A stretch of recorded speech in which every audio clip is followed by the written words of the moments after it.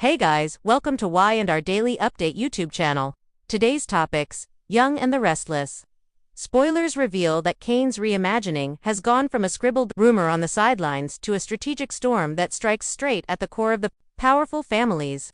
No longer the playboy who once confused Lily with his impulsive choices, Kane has returned with a new look. Disciplined, quiet, and calculating to the last detail. What's scary is not his loud blows, but his cold patience. A snake lying still in the garden, not needing to spit venom to make everyone panic. Kane's latest plan has therefore exceeded the limits of reason in the most dangerous sense.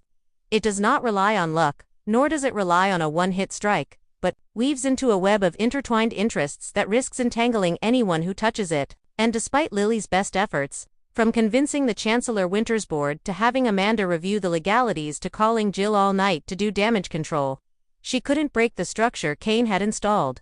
Because what Kane wanted to control wasn't just shares, it was choke points, transportation contracts, data storage agreements, third-party contractors for pharmaceutical and fashion supply chains. Things that sounded small but were the arteries of this corporate city. When you control the arteries, you don't need to own the heart. The heart will beat as you twist it. The only ambiguity surrounding Kane's plan, strangely enough, was that end. He didn't announce his intention to take over Newman Enterprises, nor did he openly challenge Zhao or Chancellor Winters. What he did was build a chain of intermediaries, each one binding a vital part of the corporation's operations. From the logistics of precious materials to the lab to exclusive access to a high-end customer data platform. On the surface, they all looked like legitimate competitive bids. At the bottom, they were linked together in a lock loop from which any company that tried to escape would pay in time, money, and reputation. No one, not even Lily, saw a breakpoint like a single piece of incriminating evidence.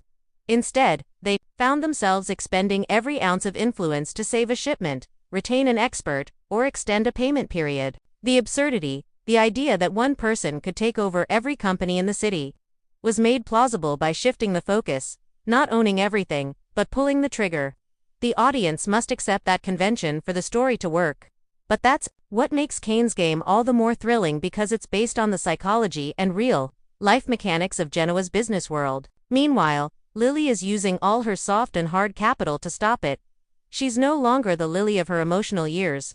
This is a leader who understands that one mistake at the boardroom table can drag hundreds of families into trouble. Lily starts by locking down subcontracts, switching contractors, and pressing the legal department to track down trap clauses that could break the chain of communication that Kane has built.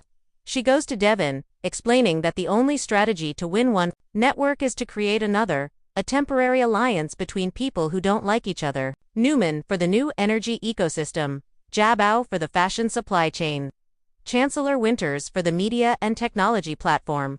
But each of Lily's calls was met with resistance from conflicting histories, from the egos of the bigwigs, and from skepticism. Is Kane really big enough to hold us all together?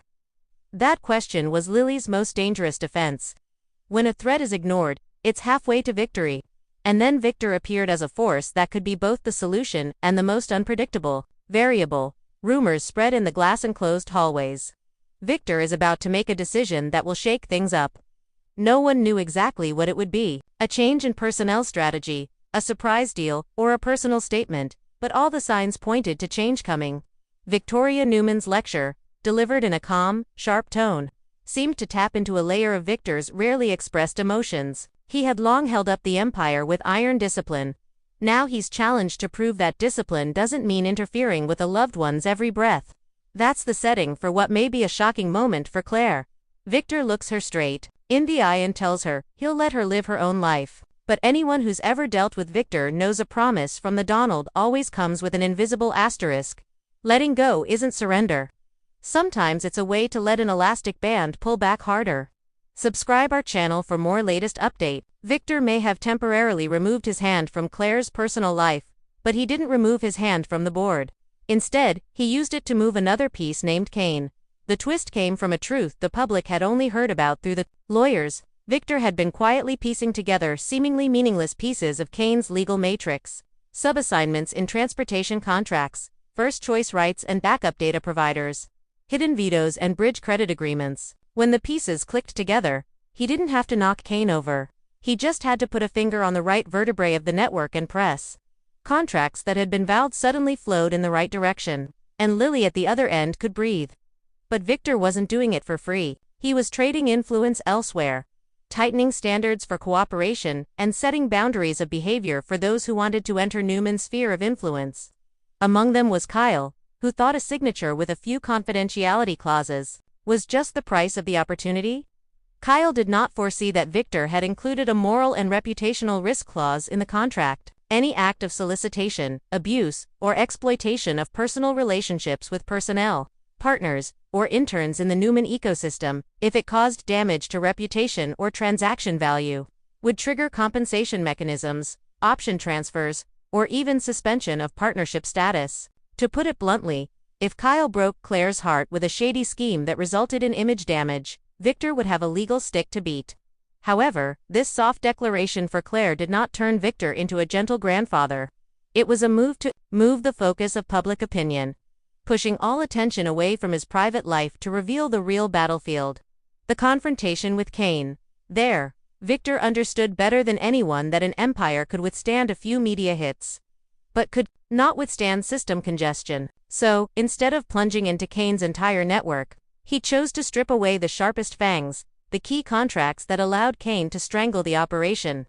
With a few phone calls, old handshakes, and the intimidating presence of Newman's prestige, some important links voluntarily renegotiated, the result was not an absolute victory, but a fragile balance. Kane was still resilient, but each time he bounced back, he lost more strength. Lily had room to consolidate, but if she was subjective, everything could still collapse. Behind the scenes, the void of Daniel's return to the film unintentionally created a windhole in the audience's perception. A nostalgic extreme toward the version of Kane portrayed by Daniel Goddard for many years. That's why choosing Flynn was a bold gamble. Instead of chasing after memories, Flynn offers an aesthetic twist. A Kane who is less loud, more powerful, and more terrifying for doing nothing than doing everything. This isn't just a reckoning of a character. It's a redefinition of how audiences view power in the marketplace. Power that comes from restraint. Flynn's praise is therefore justified. The massive volume of dialogue, the subtle emotional beats, and the pressure of comparison to an old icon are transformed into a performance that makes viewers believe that this is Kane, but in a version that the age of streaming data and global supply chains demands. At the same time, a tribute to Goddard is indispensable. Without the springboard from those glorious years, such a courageous reimagining would be hard to take root. Of course, that's not to say that Genoa City is powerless against a man. Absurdity only wins when it can't be caught red-handed. Lily understood. She turned the breathing space Victor had created into an internal derisocycling program, breaking down chain dependencies, opening parallel supply lines, and raising the bar for partner ethics to set up barriers to the love-work game that Kane and anyone else could exploit. She met with Victoria and proposed a decentralized arrangement. Instead of having one giant arm coordinate everything, they would fragment decision-making by subsystem, empowering the best people to handle their parts, but bound by a common set of transparency standards. At Jabba, Jack began to realize that family pride wouldn't pay the logistics bill. He would have to consider joining Lily and Victoria in building a shared supply chain bunker, where each side would put some leverage in exchange for sustainability. And Kane. He wasn't panicking, but he was starting to show the cracks of someone who knew the game was no longer a monopoly.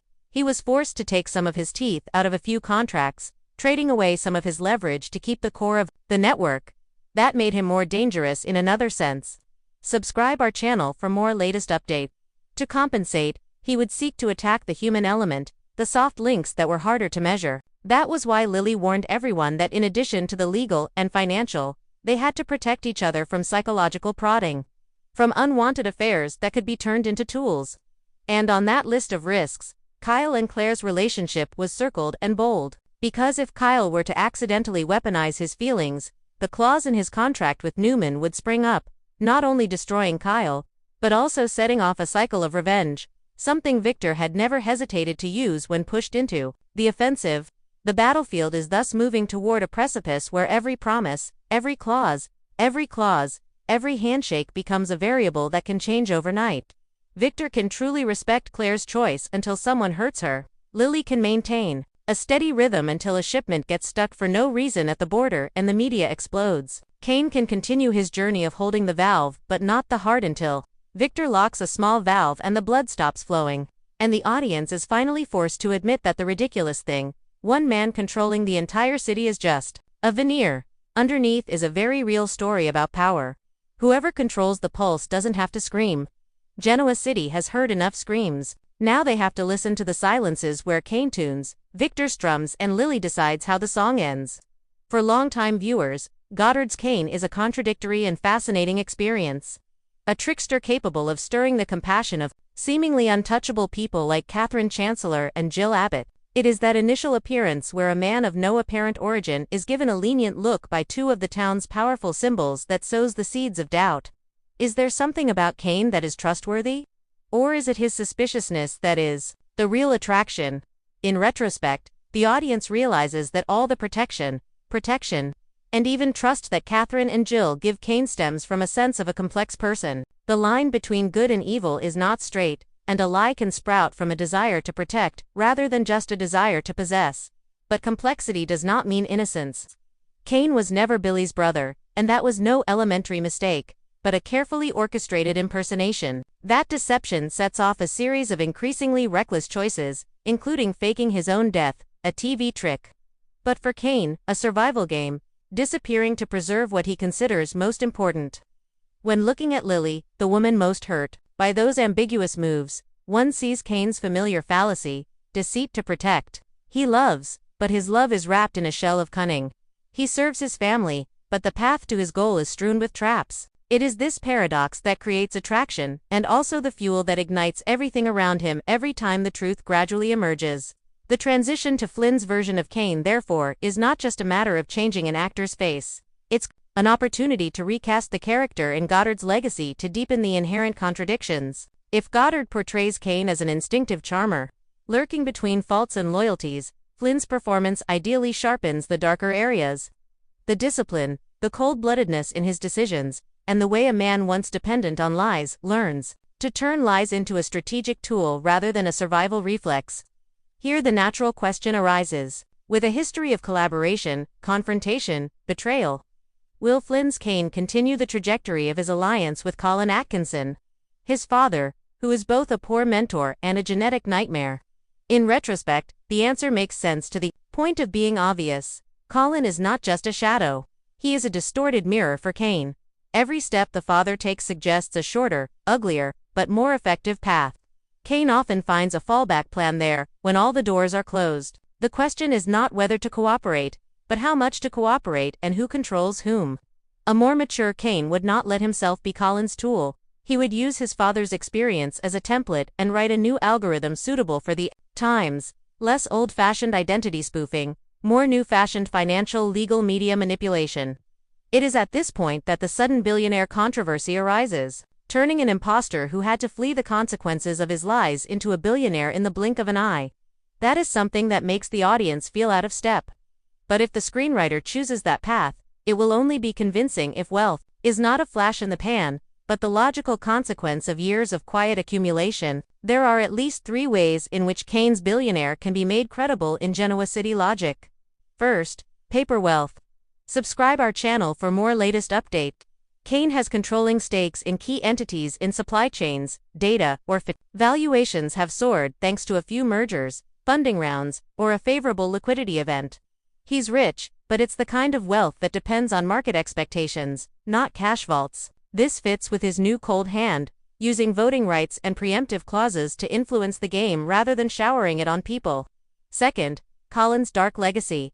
Not a clean inheritance, but a web of accounts, shell companies, and global connections that unlock when Cain is competent enough to take on the burden. In this scenario, Cain isn't suddenly rich. He's inherited a treasure map that changes coordinates, and he's paid the price of taking on the legal and ethical risks of his predecessor. Third, wealth is leverage. Instead of having $1 billion, Cain uses financial instruments, structured debt options, profit-sharing agreements to dress himself up as a billionaire. The suit is sleek enough to influence, sturdy enough to negotiate, but flimsy enough to tear apart if a piece falls out of place.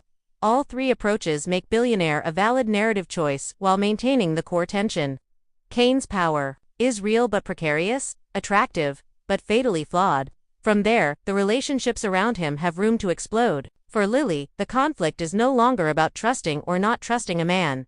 It's about how far can you lie to protect him.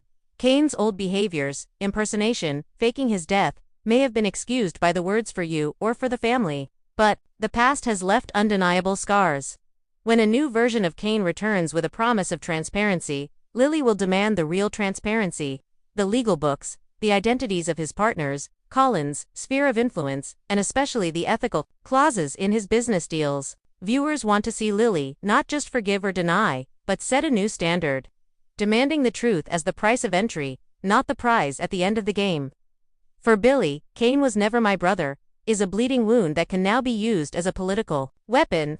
In Genoa City, where boardrooms are battlefields, Billy understands that legitimacy and integrity are the lifeblood of reputation. He will not miss the opportunity to draw a red line between Kane's past choices and his present ambitions.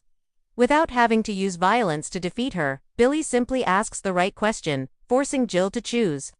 To protect a child she once protected, or to protect the Chancellor's legacy from being used as a scapegoat for Colin's games.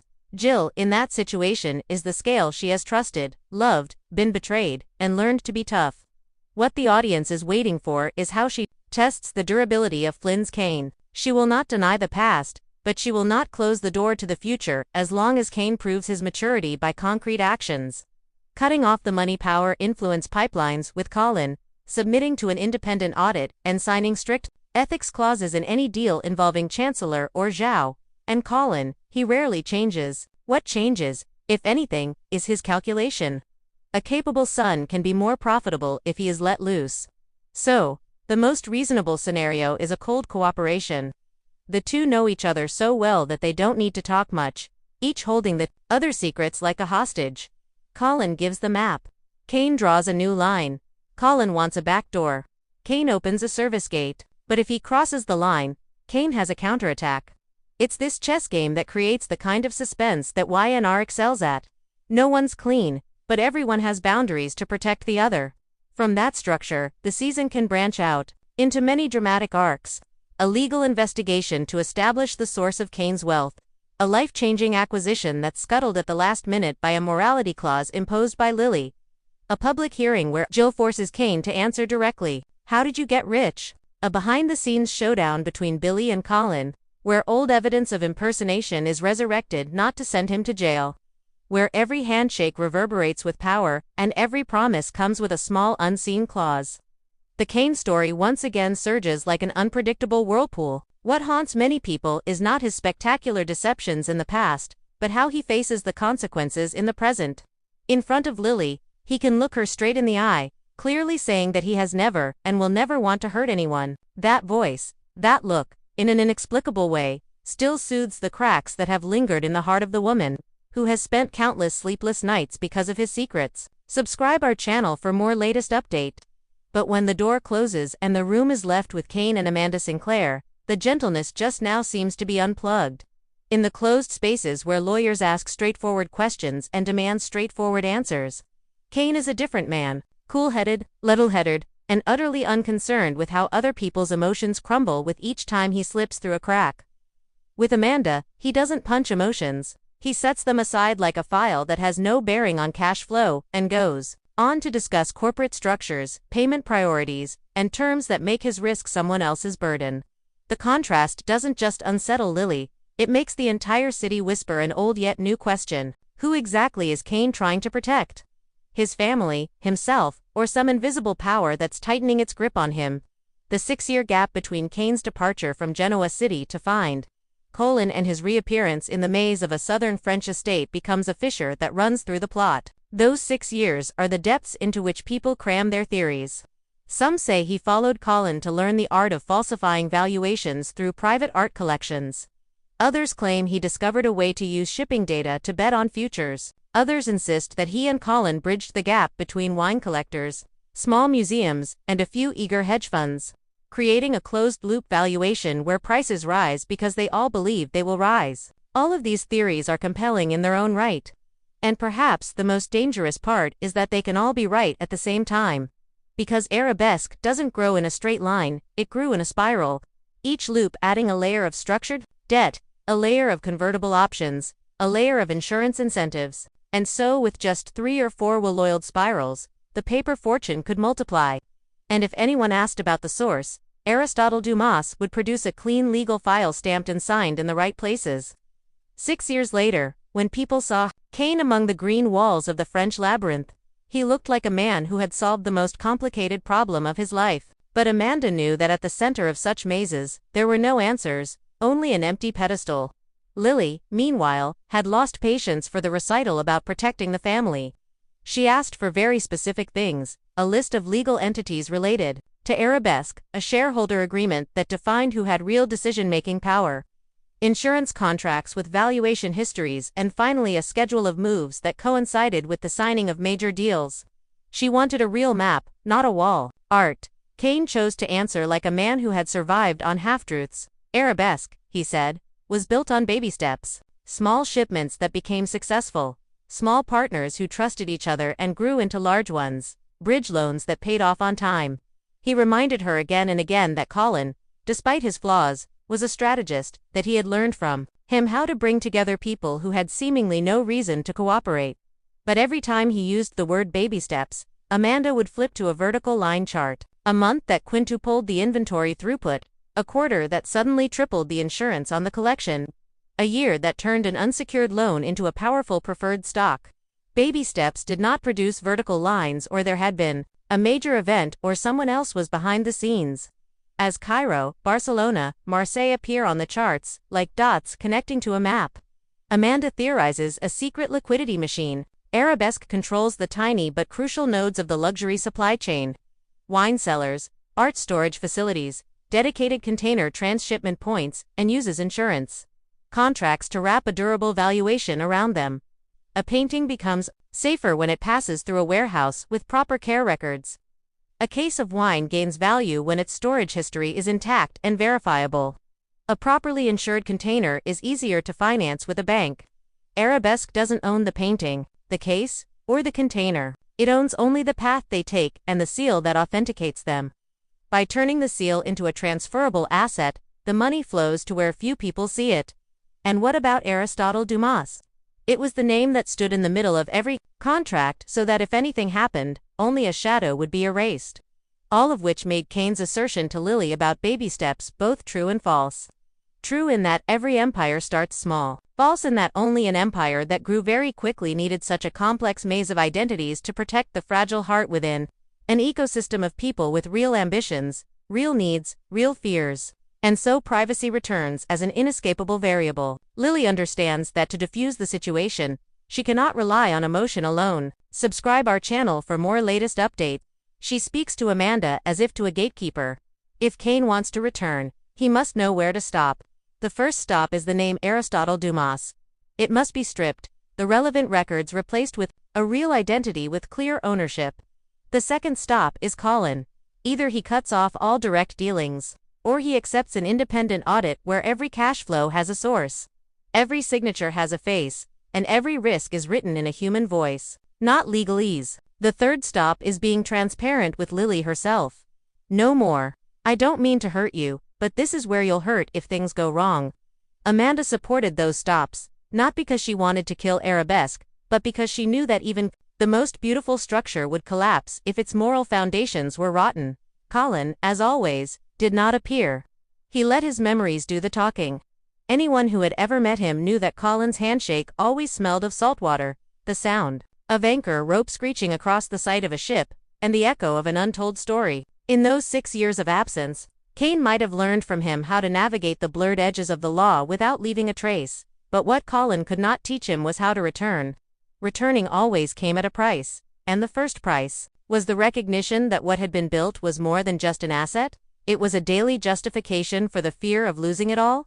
If Cain chose to side with Arab, he would have to continue looking into Lily's eyes and playing the role of a man who didn't want to hurt anyone while still holding on to the rope that bound hundreds of strangers to his decisions. If Cain chose to side with Lily, he would have to let arabesque shrink, slow down, even pause to let the connection shine. If he chose himself, as he often did in moments of corneredness, He would try to do both at once, a move that often looked good on paper. The estate in the south of France, where Cain emerged after 6 years, was the perfect symbol of that situation. The maze wasn't meant to be lost. It was meant to force one to confront oneself every time one turned. Above, the walls of greenery were trimmed to perfection. Below, the roots of the trees dug into the ground like tangled lines of money under a compound. In the center of the maze is usually a stone platform where one stands to look back at the path one has taken, trying to find a pattern. Cain stood there looking at the paths he had taken, the turns he had missed, and perhaps in a rare moment, he asked himself a question that he had not yet dared to answer directly to Lily. Between not wanting to hurt anyone and not caring about anyone's feelings, who did he want to be? There was no absolute right answer. There were only different consequences. Amanda could write a dozen-page memo about legal options. Lily could set out cold, hard conditions. Colin could send a brief message like a coordinate on a map. Cain, on the other hand, could only prove it by his actions. As dawn poured through the windows of Genoa City, Arabesque was still running. Aristotle Dumas was still on some of the files, and the containers were still on their scheduled routes. But the questions Amanda had asked were no longer on the table. They followed Lily home, nestled between warm and bitter memories. They crept into every meeting, every internal newsletter, every coffee shop gossip where big things like the weather were discussed. And somewhere where an international phone line connected to points that seemed oceans apart, Colin was probably smiling. He knew that the game was never about money. It was always a test of the ability to endure the truth. Arabesque could survive an audit, a restructuring, even the worst rumors. Whether Lily's love for Cain and the part of him that Cain wanted to keep could survive the question of how did he get rich in those 6 years, that was an outcome no maze could guide. And if there is one thing powerful enough to bend the vertical lines on the graph, it is the moment a man stops talking about protection and starts doing the only thing a heart can be ashamed of. Telling the story from the beginning without missing a single bullet point. Subscribe to our channel to stay updated with the latest news. The video transcript provides an in-depth analysis and speculation on the evolving storyline of Cain in The Young and the Restless, focusing on his strategic takeover of Genoa City's business networks and his complex relationships. Cain's character has transformed from a reckless playboy into a cold, calculating mastermind who controls critical arteries of the city's corporate ecosystem rather than outright ownership. His tactics involve weaving a web of intertwined contracts and partnerships that bind Newman Enterprises and other major players into a delicate, almost inescapable network. Despite Lily's best efforts to counteract Cain's moves by forming uneasy alliances and legal challenges, Cain's grip remains strong but vulnerable. Victor Newman re-enters the narrative as a wildcard, using his influence to selectively dismantle key parts of Cain's network, creating a fragile balance of power. His actions also include tightening ethical clauses on partnerships, especially to protect Claire from potential exploitation by Kyle.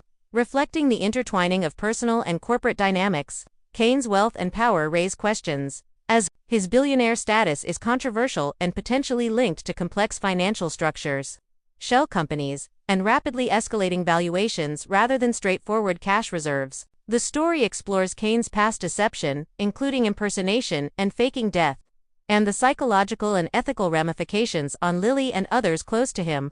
The new Cain, portrayed by Flynn, is a more reserved and chilling figure compared to the previous portrayal by Daniel Goddard, emphasizing restraint and strategic manipulation over charisma. Colin Atkinson, Cain's father and a shadowy mentor, remains a looming threat and influence, creating a tense chess game of power, secrets, and betrayals.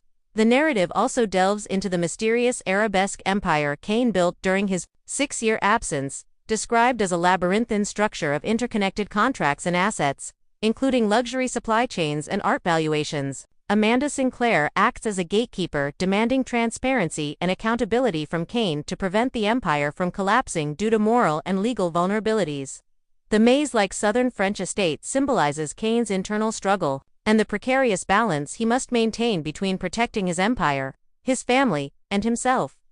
The transcript concludes with the realization that Cain's true test is not about money or power alone, but about enduring the truth and the consequences of his choices. The audience is left anticipating how Cain's story will unfold as he confronts his past and strives to prove his maturity and legitimacy in Genoa City's cutthroat corporate and familial landscape. Kane's transformation from impulsive playboy to a cold, calculating strategist controlling Genoa City's corporate arteries. Lily's struggle to dismantle Kane's web of contracts through alliances, legal maneuvers, and ethical reforms. Victor Newman's reemergence as a powerful but unpredictable player, strategically weakening Kane's network. Kane's billionaire status explained through complex financial instruments, inheritance, and leveraged assets rather than straightforward wealth. The enigmatic Arabesque empire's intricate, layered structure of luxury supply chains, insurance, and art valuations. The psychological and ethical tensions surrounding Kane's relationships, especially with Lily and Claire, highlighting trust, deception, and protection. The shift in Kane's character portrayal by Flynn, emphasizing restraint, cold calculation, and strategic use of lies over charm and impulsiveness. Strategic power over ownership. Kane's new approach to controlling critical operational points rather than outright ownership reflects modern corporate warfare, where influence over supply chains, contracts, and data infrastructure can be more powerful than direct control. This subtlety makes his threat more insidious and difficult to counter, mirroring real-world business strategies where control is exerted through complex interdependencies rather than overt takeovers. Lily, as a resilient leader. Lily's evolution from a vulnerable character to a decisive corporate leader is pivotal. Her realization that defeating Kane requires creating alternative networks and enforcing strict ethical standards marks a shift towards a governance model that values transparency and distributed power, reflecting contemporary challenges in managing corporate ecosystems with competing interests and conflicting histories. Victor's calculated intervention. Victor's role is a masterclass in selective disruption.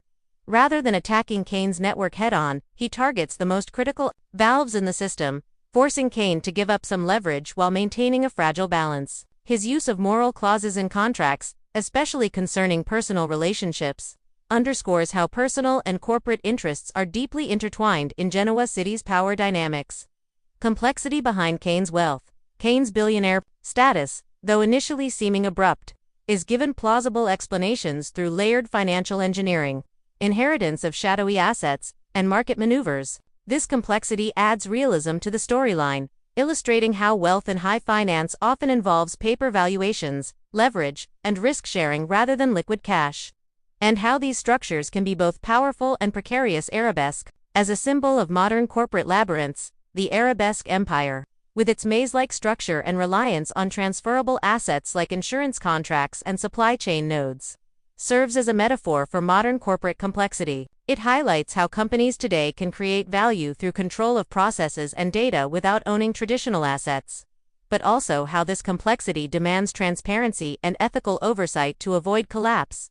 The human factor in corporate warfare, beyond contracts and money. The psychological games and emotional vulnerabilities, such as Kyle and Claire's relationship, are potential battlegrounds. Victor's ethical clauses regarding personal conduct show a keen understanding that reputational risk and emotional manipulation can be as damaging as financial losses, emphasizing the blurred lines between personal and professional in power struggles. Character reimagining reflects changing themes of power. Flynn's portrayal of Kane as more disciplined, cold, and patient aligns with a narrative of power that values restraint and psychological control over impulsive charisma. This redefinition resonates with modern storytelling and real-world power structures where influence is often exerted silently and strategically, making Kane's character more compelling and relevant in the streaming era.